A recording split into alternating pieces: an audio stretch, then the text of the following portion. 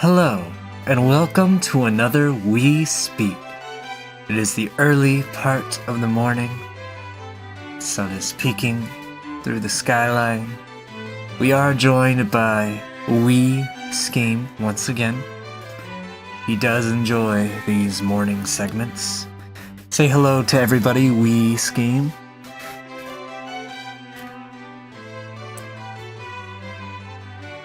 Alright. Now, this may be releasing at nighttime your time or morning your time, but it doesn't matter. You can watch this whenever. So just grab your coffee, roll back,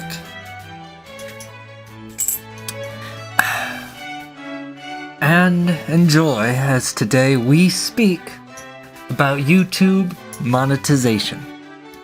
Now, YouTube monetization is a subject with a lot of confusion and haze around it.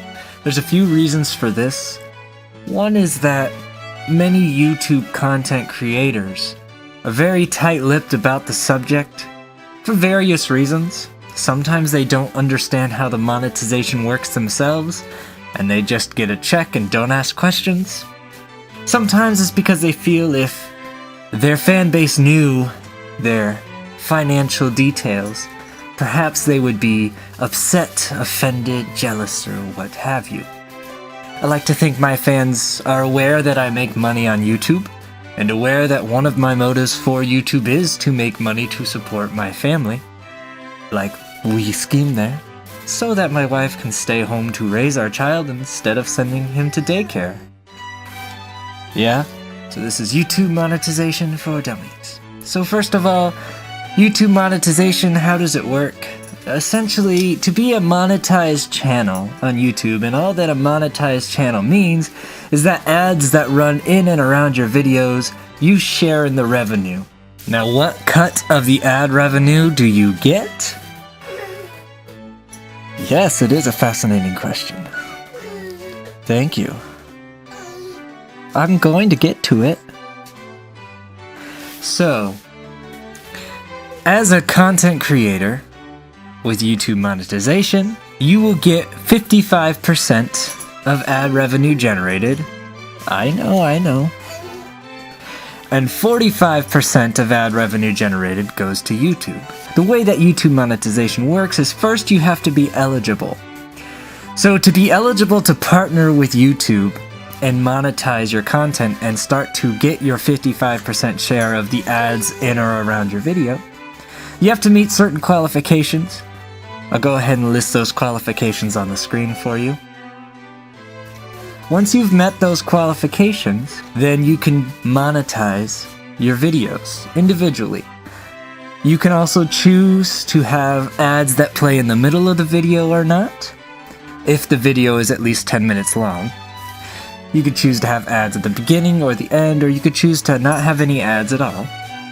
And this is the choice of the content creator.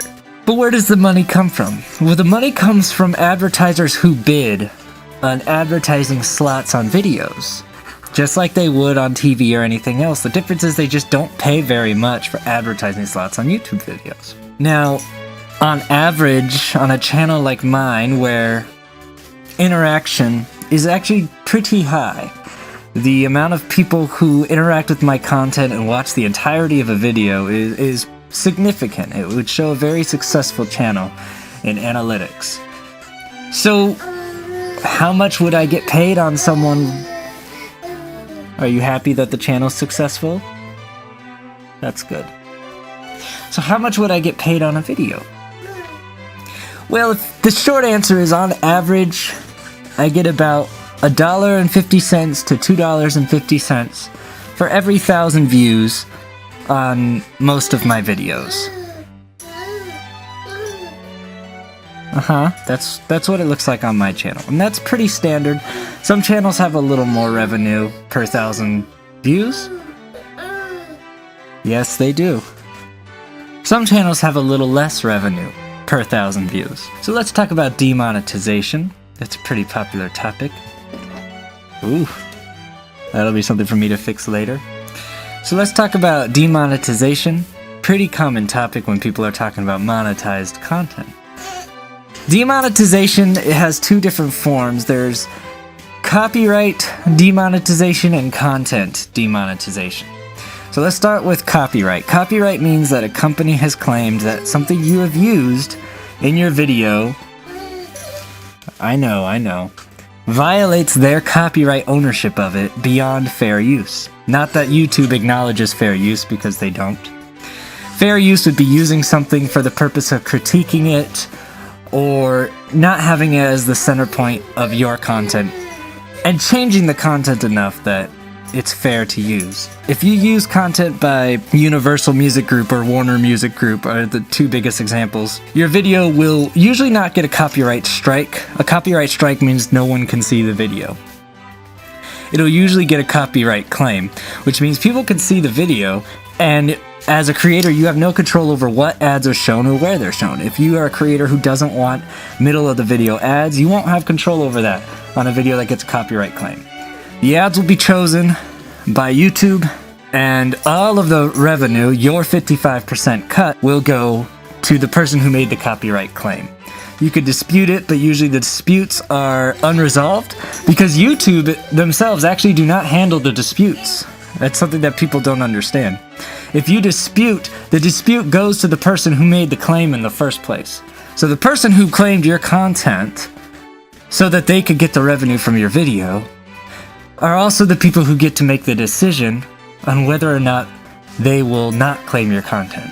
So I think you could take a pretty good guess as to why most content creators don't bother disputing the claims. Added bonus, if you dispute a copyright claim, the original person who made the claim can not only deny the claim, but they can escalate the fact that you dared to challenge the claim to have your entire channel shut down temporarily or permanently.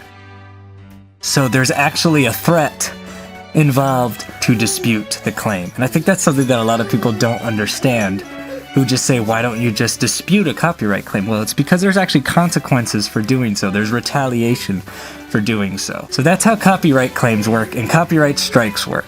What about content demonetization? Content demonetization means that the YouTube algorithm flagged your content as inappropriate. And advertisers don't want to advertise on content that's inappropriate for most audiences, most advertisers anyway. They don't want their brand associated with it. So what happens is you get this little logo that usually looks like a green dollar sign that I'll show here. Yeah, it's the good one.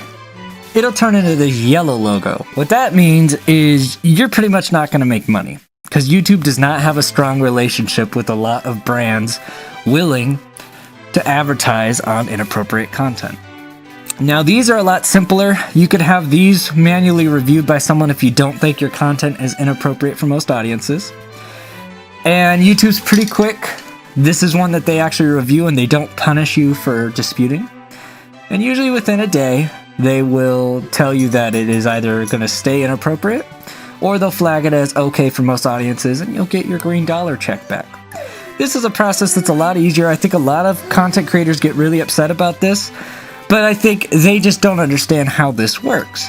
What YouTube is after is not children's content because of COPPA laws and things like that. And they're not after adult content. They really want your content to be somewhere in the PG to PG-13 range. And that's really not that difficult. You could drop an F-bomb once or twice. You could say some adult jokes. You just can't go over the top with it. The other content that YouTube will usually flag as, inappropriate is going to be anything that touches on political issues. You have a lot to say on this. Anything that touches on political issues, controversial topics, excessive violence, sometimes sex, those sort of things, even if they're kept at the PG-13 level. I was alluding to earlier, audience engagement's very important. And that's because an advertiser will only pay for ad space based on what they think they're going to get back from it. So if you have a channel where you get millions of views, but people only watch the first 1 minute of your 10-minute videos, advertisers will see that and they're not going to bid as much to put an ad in the middle of a video that no one ever gets to the middle of. So it's not a cut and dry views per channel determines revenue. It has to do with what type of videos, and does your audience watch the whole thing? Do they like it? Do they share it? Do they comment it, on all that? So I think that's about what I want to say on YouTube monetization. There's a lot of different trails we went down, but I think that covers the basics to give you guys a bird's eye view understanding with Skeem's multitude of comments throughout. So that is YouTube monetization. That is, that is how it works, how it looks on my channel, what demonetization is, and just a couple tidbits about it to tidy up the ends. So I hope you enjoyed this edition of We Speak. Yes, with Skeem. And until next time, I scheme, you scheme, we all scheme for ice cream. Bye.